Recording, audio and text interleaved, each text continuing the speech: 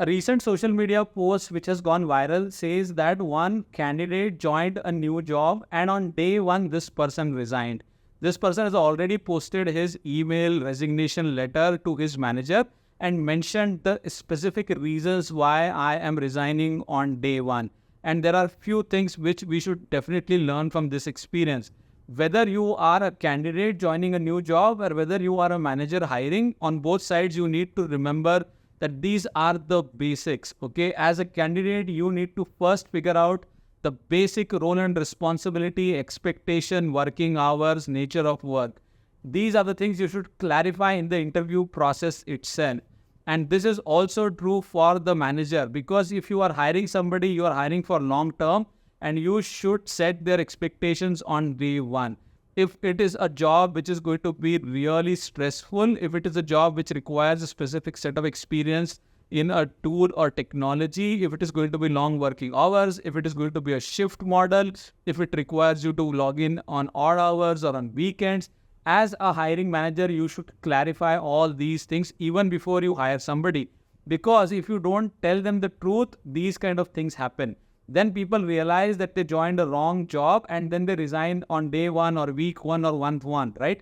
And then as a manager, you have to spend all the efforts to hire a replacement again, which is a clear waste of money, time and efforts on both sides, right? And as an individual, imagine if I am joining a new job and on day one I realize that, oh boss, this is not right place for me, this is the not right role for me, or this is not what I signed up for. You should have told me earlier. I will feel cheated as a candidate. The most basic thing. The next important thing is, as a manager, it is none of your business to step into someone's personal space. So if an employee or a candidate is telling you that I can't work beyond 9 hours because I have some personal things to take care, then as a manager, you should not cross your boundaries and ask them what you are going to do in that personal time. Even if you ask casually, then after you hear what they're going to do, let's say they're going to go to a gym or they're going to read books or they have some hobby, then as a manager or as a supervisor, you have no business to ridicule this employee that, hey, these things are not important, okay? You should not pursue these hobbies. You should not comment on somebody's personal things just because you want them to extend beyond work. And it is also not good for you to say that work-life balance is just a fancy term used on social media.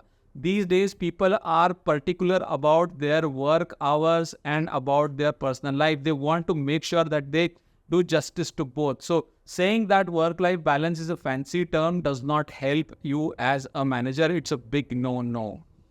So you have to be really careful with the kind of words you use or the kind of conduct you have in front of your employees. I understand that some projects require extended hours of work. Some projects by nature require you to be on your toes always.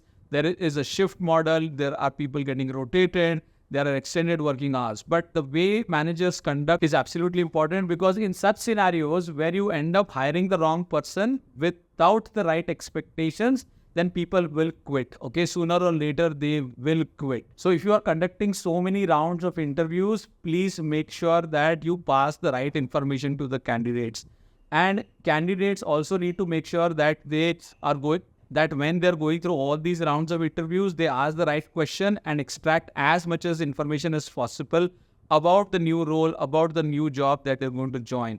And I understand it is not possible always, because sometimes the hiring is happening in bulk, right? Which means that the companies are hiring 100 people or 200 people in bulk, and they're going to distribute those people into various projects. And it is not possible for the interviewer to actually share information about how this role is going to look like when you start the work, which is fine. Okay, in these cases, you cannot identify that.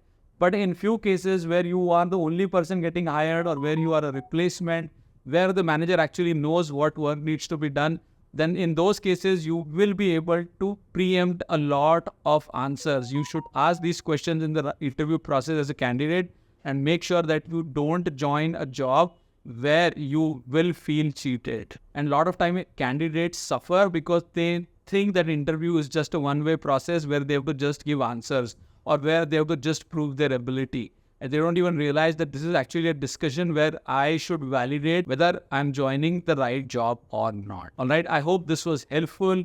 Let me know what you think about it in comments. If you're new to the channel, please subscribe. And if you found the video useful, share this in your WhatsApp groups. I'll see you in another video soon. Take care and bye for now.